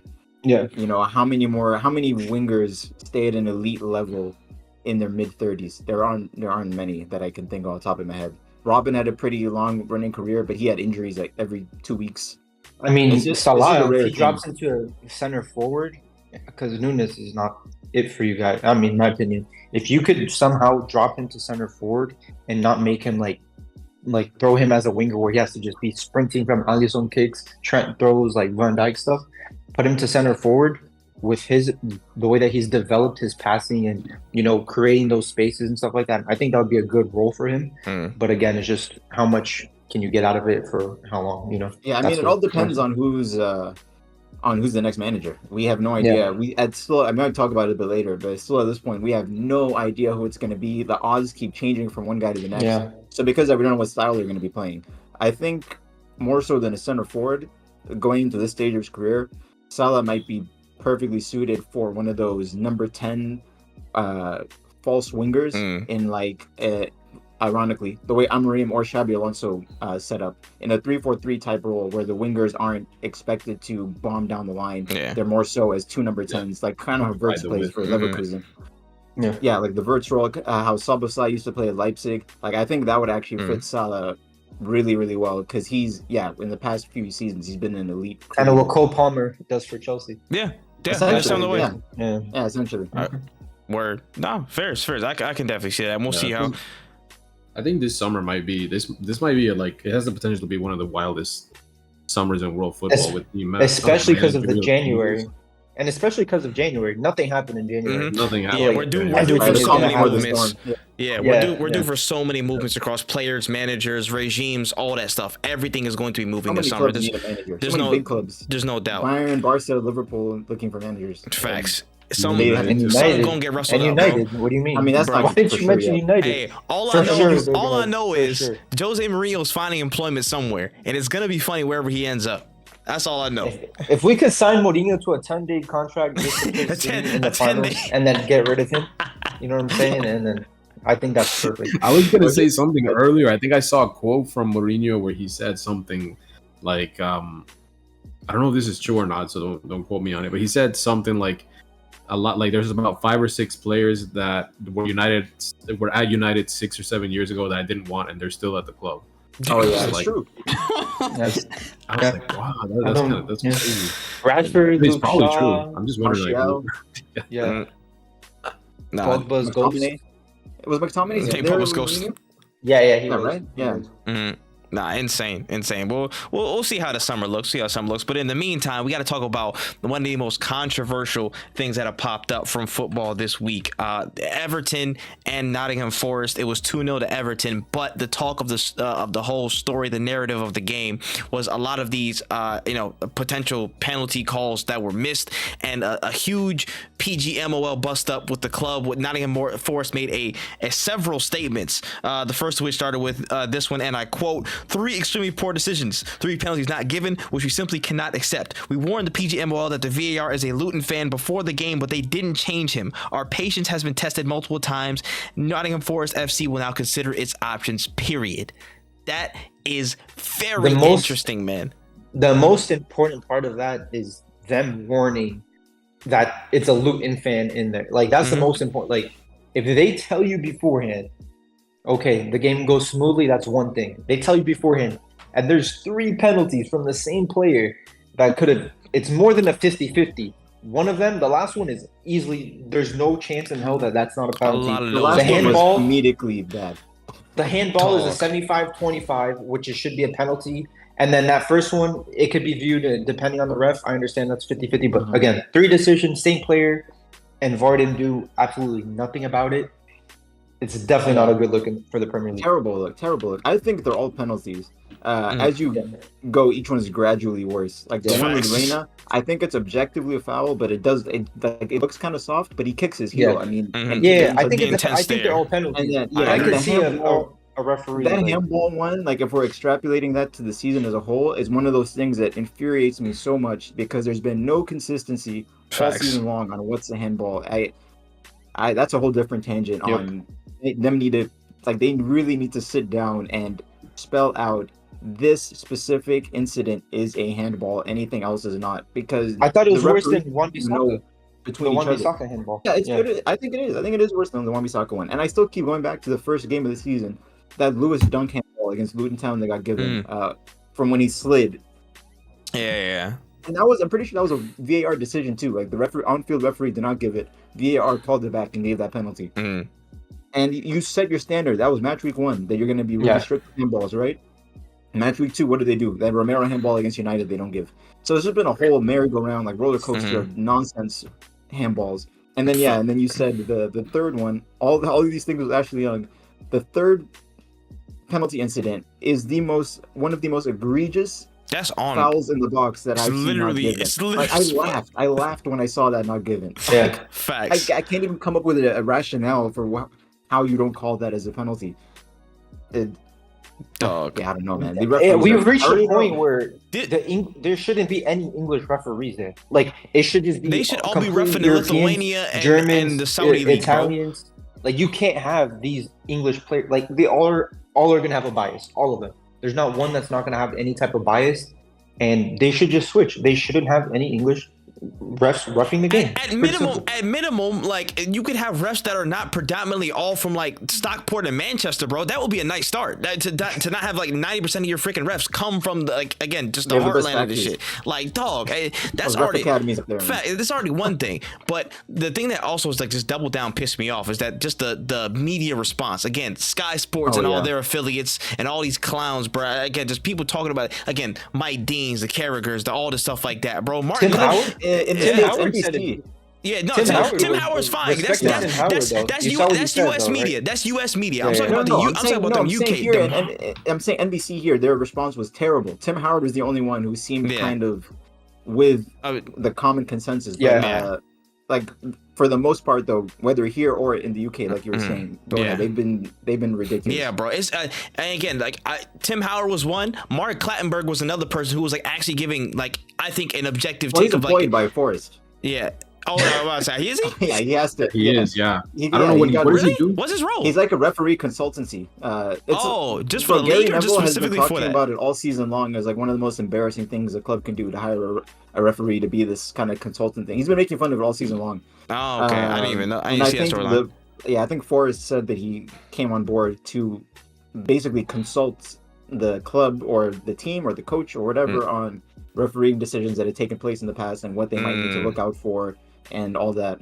So it's of course he's going to come out and say the things he's been saying, but it's just he's one of the biggest names in English refereeing in the past 10, 15, 20 years. Yes, and of course he has a huge bias on him, but I don't know. Like, I think you should at least take some of what he's saying seriously because I don't know if I want to get into a conspiracy that these different TV companies are all saying the same hymn sheet from the PGMOL from the Premier League. We should get into it. I'm just saying when they all got when you got Mike Dean, when you got Carragher, when you got Neville, when you got so many people going down the line condemning it all in the same way. And everybody else is like, bro, that just looks wild. Like, we have eyes, we can see this, but everybody else is like singing this like the same tune of contempt from the Sky Sports bracket. You know what I'm saying? It looks a little bit off. It looks off. Yeah, and it's just the way they're dismissing it and making the narrative about Forest being out of line. Facts. Without any further evaluation of the problem. This is what the third Premier League club now this season to come out with an official statement after Liverpool, after Arsenal. Yep. I don't know if anyone else might have done it, but those two for sure. So maybe we need to start taking a look at why these clubs are feeling the need to do this, because these are three different establishments, all from different parts of the country, all for very different reasons. And I think the common denominator is the refereeing is atrocious. And maybe we need to have an actual discussion about that and reevaluate what's going on, because Howard Webb has brought on, like, I feel like it's been gradually building in how bad English referees have been. But since Howard Webb has taken lead of the PGMOL, it's gone to a different stratosphere, bro. And it's the lack of accountability, bro. I'm pretty sure there's a whole point where I was reading up on, like, Nottingham Forest tried to at least try and get the game recap of, like, the refereeing summary of, like, the logs of, like, what they were saying, what the decisions were. They can't even get access to that shit. That should be a given. That should be a given of at least access to resources of understanding why decisions went the way they went. Bro. Like the mafia. And again, and all the PGMOL, all the affiliates from whatever network you want to name out there, it's just they've changed that narrative to, oh, you shouldn't speak out about them. You shouldn't make them feel bad about trying to be not be accountable about certain things. Like, bro, that's the point. You know what they sound like? You have to be held there. They sound like the abusive parents that would abuse physically their kids and say that their kids owe it to them and they should not speak out on it. That's what they sound like, bro, because that's what they're doing. Yes. They're abusing everyone. They're shifting accountability. They're shifting any sense of accountability. To speak up. If the manager speaks up about it after the match, he gets fined. If a player complains to the referee, he gets a card or fine or worse. Yeah. So what avenue does the club have to try and take action against these egregious social media was that avenue, and then there was another statement that came out from the. Why do you think the Super League, why do you think that all the teams are perfectly okay with starting a whole league and just, you know what I'm saying? Like, that's why it looks so good for these teams. One, they're gonna make more money. I promise you, they're not gonna have this every week if they make a Super League or whatever type thing. Like, it has to be different, you know? Yeah. Is there any good argument for why the VAR and referee communications are not televised when it's happening? No, is there any good reason? There's no good argument, because quite literally in every other major sport on the planet, there is some open line of communication. The Knicks just played a playoff game versus the 76ers, like, they just happened during this recording, and there were several calls with the ref had a direct line camera, direct line to the footage that he's seeing, and he's walking through the decision, trying to at least talk through. You have commentators that's in the studio, you have the refs right there walking through the decision, talking through it. What's their play? What do they assess from it? In NFL, you have every time a play is stopped and a foul is called or a flag is pulled up, you have the ref looking dead to the camera that's 100 yards away, talking about unnecessary roughness, blah blah blah, 15 yards. I'm pretty sure rugby has it too. Yeah, I'm pretty sure rugby you hear the facts. The referee. There's it's the same thing. If a cop comes communication. up to you in a traffic stop and he turns off his camera, you're like, whoa, wait a damn minute, turn that shit back on. It's like, bro, leave that shit on.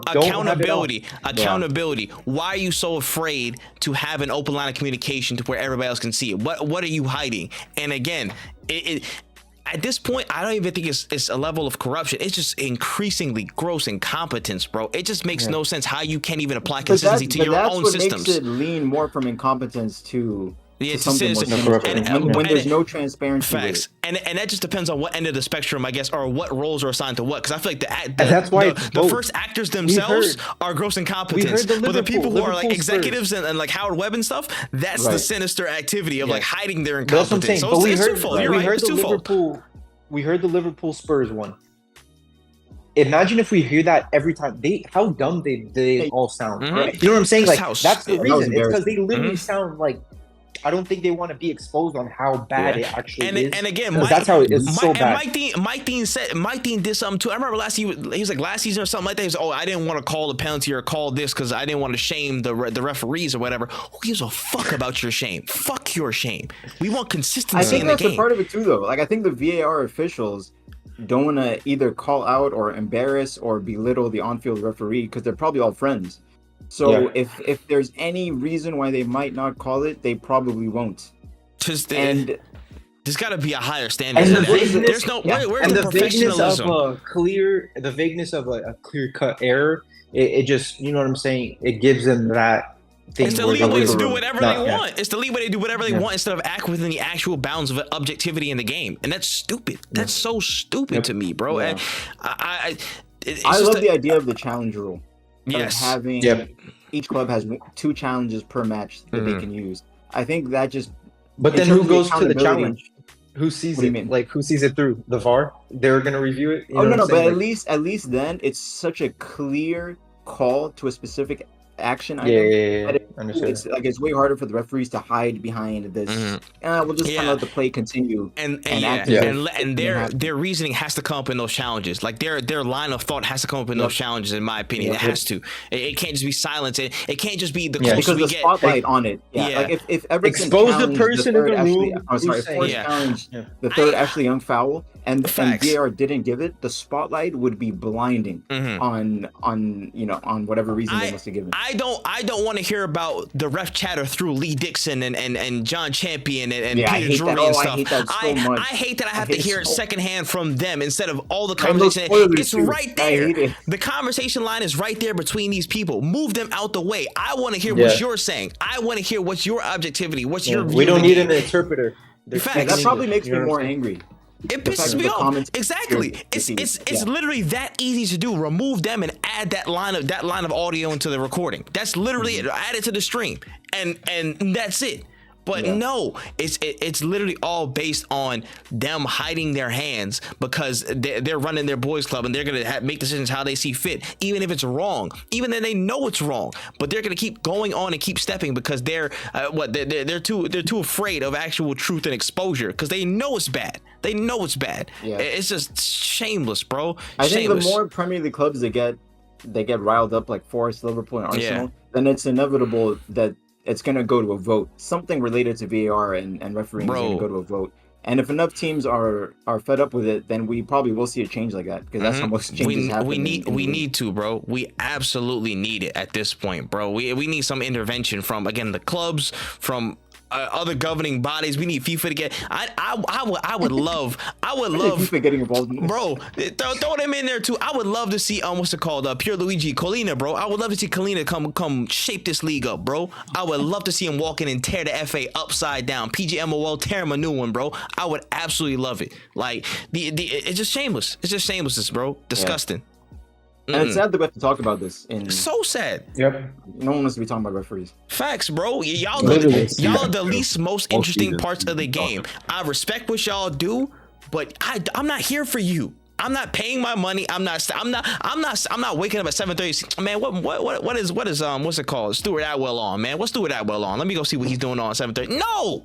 Let's just keep this about the game, but they make it about themselves with these stupid ass decisions and them hiding behind those decisions. Cowardice. Insane. Let's just some quick shouts. Villa 3-1 Bournemouth. I mean, I'm just more pissed that I had Rodgers on my bench on FPL, man. I just didn't think he was going to score again. He's been pretty good on form. You know what I'm saying? Somebody said something the other day, too, about two players specifically, and they came from the Championship. Morgan Rodgers and Adam Wharton of Crystal Palace. They have assimilated into their respective teams very, very well.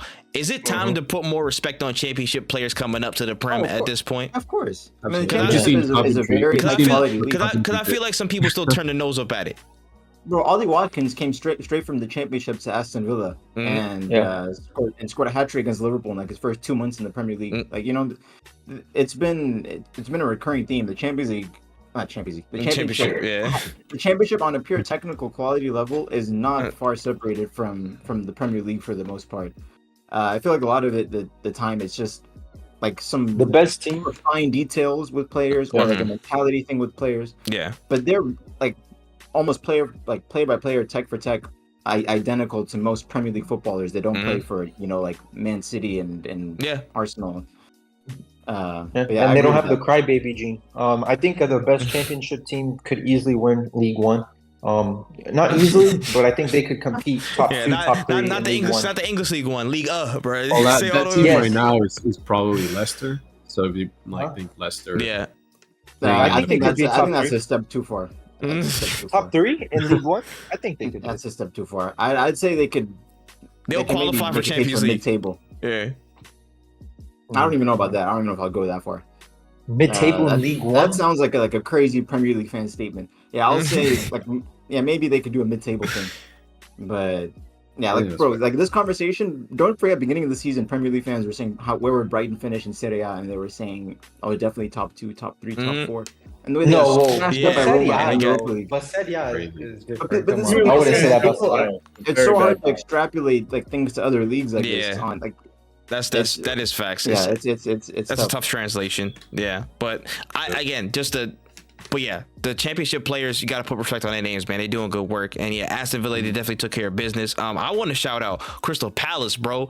The brothers of destruction, man. I'm so happy they smashed that. The post-Hodgson era, man. Bro, that was hilarious. I'm sorry, Wolfie. It is what it was. It was funny, but I'm happier that these two dudes are healthy and kicking, bro. Eze and Elise, bro. When they're together, it's just absolute mayhem, bro. And I love how Glasner. Word of advice. Go ahead.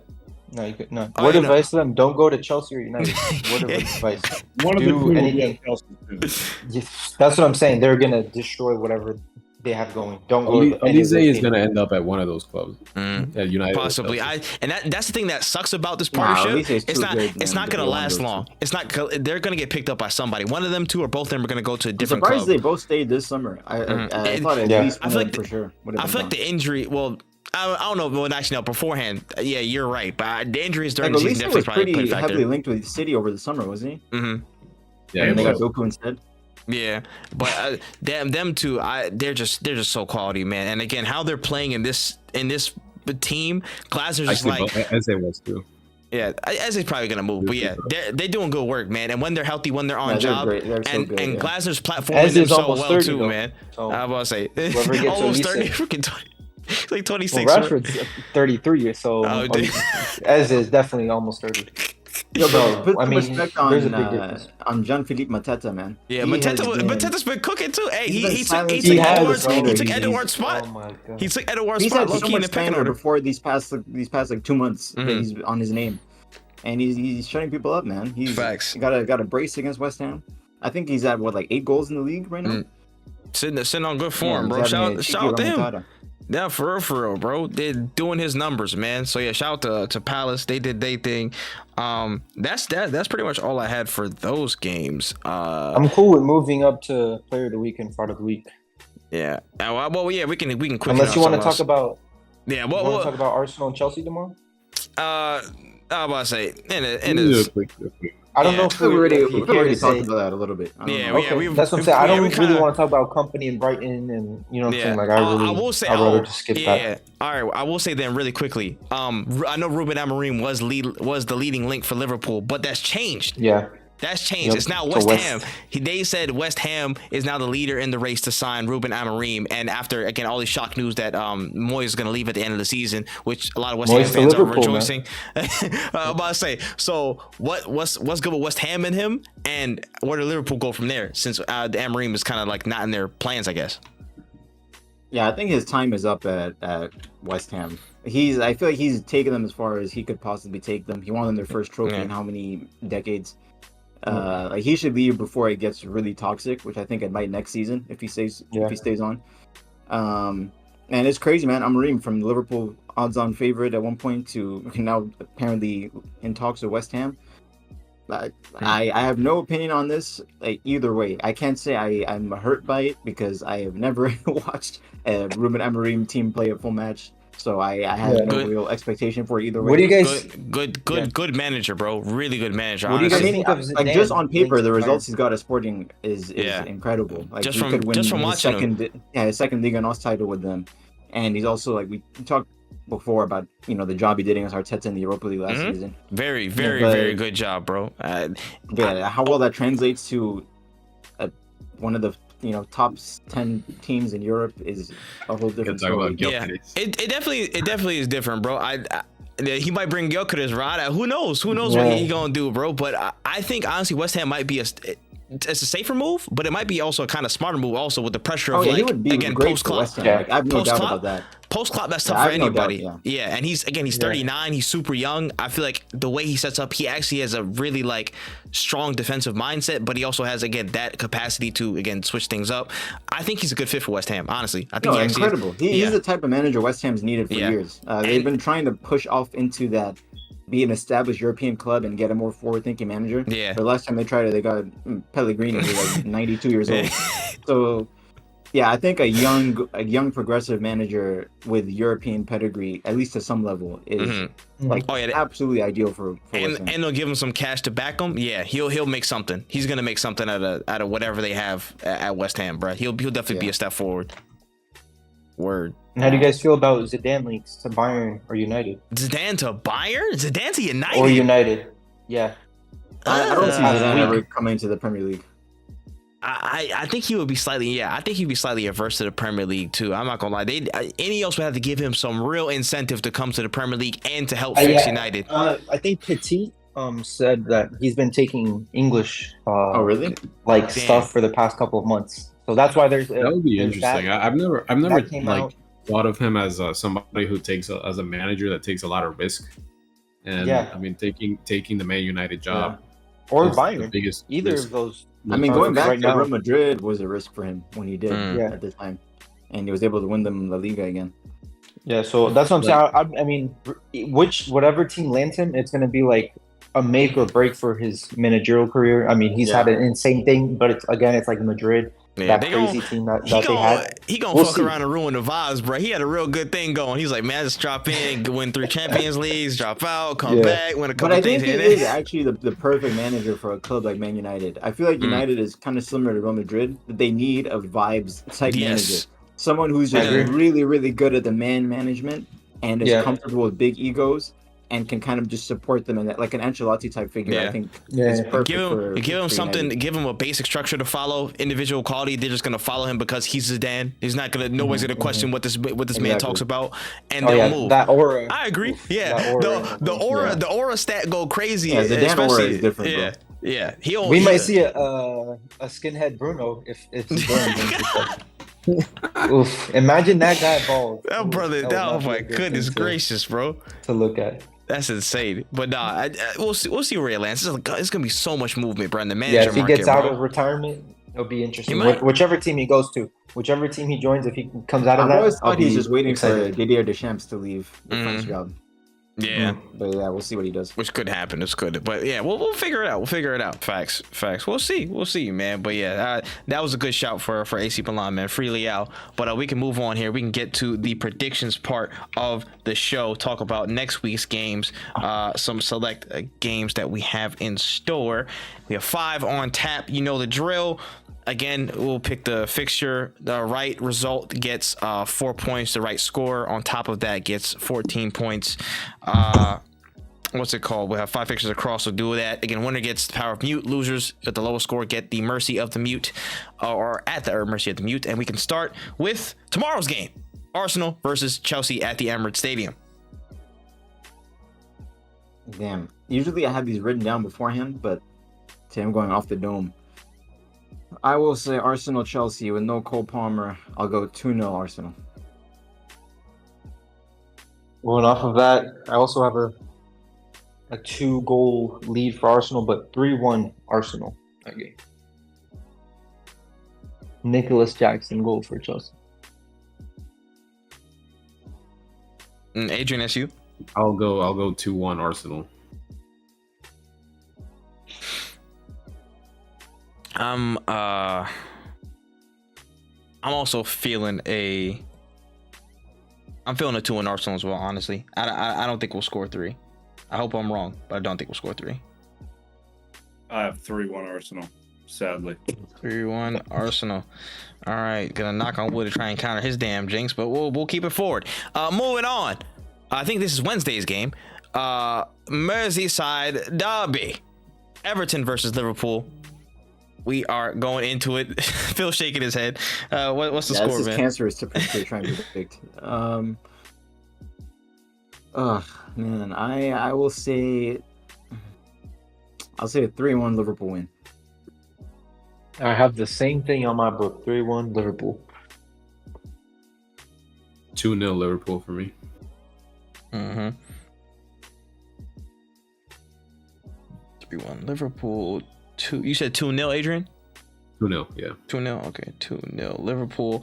I'll say a 2-1 Liverpool. Everton get a cheeky set piece. I've got 3-0 Liverpool. 3-0. I would love that. Across the board. All right, next up. At the Amex Stadium, we have Brighton hosting Manchester City. Oof.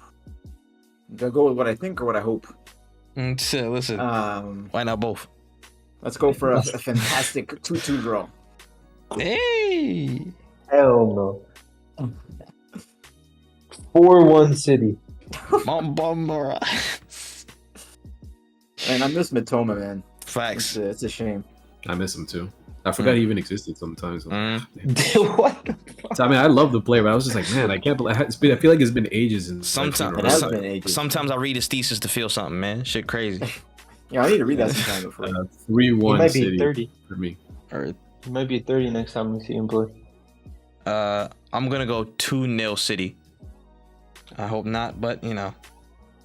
I'm going a bit crazy here. 5-2 City. 5-2 City. I could see it. That's actually kind of plausible. It depends on how much energy City actually have, but we'll see. I think City are gonna win 2-1 and then sub in people and score 2 goals like after the 90th. Some Alvarez. Yeah. All right, moving on here. We have Aston Villa versus Chelsea. Oh, yeah, that is tough to predict. Dang, do we know Cole Palmer will probably be back for that? I think he might be back. I'm assuming it's an illness. It's an illness, I Yeah. think. So he's gonna be out for this game, but he'll probably be back by the end of the week. Man, this is so. Both clubs can be so hit or miss sometimes. Mm. And is that Villa Park? Yes. Yes. I guess I'll go 2-1 Villa then. 2-1 to the I'm Villains. only predicting this because if Palmer's back, if Palmer's not back, then this is never gonna happen. But 3 Villa, Chelsea also 3. 3-3. Wow. 3-3 draw. All right. Adrian. 3-2 Villa. I'm gonna go 3-2 Chelsea. I got some late drama in my mind. Man wants to smoke the Emery pack. What are Chelsea playing for? Are they playing for potential Europa League still, or is it? They're playing. Yeah, with the game in hand, they could can they can get ahead of United. I think they could get into some European football slot. I think, can they? Yeah, because top 5 be far separated, but the 6 to like 12, I think, is pretty close. Yeah, It's crazy how Chelsea and United are effectively competing to put each other in the Conference League. Yeah. I would rather have no European football than Conference League. I'm okay with Europa, but not Conference League. Give me 11th place instead. That's dangerous, brother. Which is so funny because every other club like would love the Conference League. You know what I'm saying? Yeah, but, like no. typical Big 6 clubs are so. Yeah, remember Spurs 2 years ago? They got out quick. They got themselves eliminated by forfeiting. Dead. But now, Chase, what was your score? 1-1. Oh, 1-1 draw. All right. 1-1 draw. And last and certainly least, I can't believe I put this bullshit on here. The North London Derby.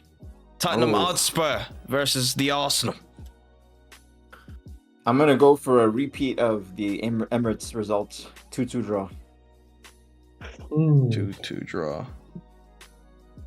I also have Arsenal 2, but I have Tottenham 3. 3-2. 3-2. That would be disastrous. 3-2 to For Tottenham. Sure. All right. Adrian? I was thinking 2-2 as well. 2-2 draw. If we play who we're supposed to play in terms of our starting lineup, I think we'll get a 3-1 win. Damn. Yeah, the Arsenal 3-1 win away at Tottenham would be huge. I can't even like picture that. That's our toughest game, especially after Chelsea. We're gonna have to be ready because they're gonna be swarming, bro. Yeah, they'll want nothing more than to. Oh yeah, they'll have energy. They've had like 12 days off or whatever since their last game or some shit. But it's gonna be tough. But I believe in us. And they have a lot to play for too. We'll see. Chase. 2-1 Arsenal. 2-1 Arsenal. All right, and we'll lock all those in. And we'll keep track as the week goes by. That is all we got on this episode. And we can start to sign this joint out. All right. One word outros, people. Give them to me. We'll start with Chase.